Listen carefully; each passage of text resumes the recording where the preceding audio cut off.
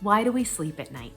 Your sleep-wake cycle is regulated by your circadian rhythm, and it's regulated by your internal clock and highly influenced by environmental changes such as light. As night falls, darkness triggers your body to secrete melatonin. Melatonin is the hormone that helps us to feel sleepy, fall asleep, stay asleep, and gives us that deep restorative sleep that we need throughout the night. Unfortunately, in today's world, darkness is a rare commodity, and this affects our melatonin production and our sleep. So how can you spur your body to create more melatonin? First of all, try dimming the lights 2 hours before you're ready to go to bed. We like to use candles and salt lamps.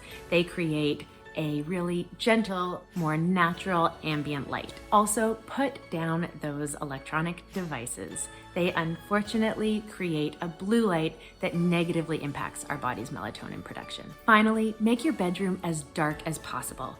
We love to use blackout shades. This not only is helpful for blocking out the light before you go to sleep, but also if you wake in the middle of the night, and if the sun is up early and you're not ready to get out of bed yet. All of these things will help you to sleep tight.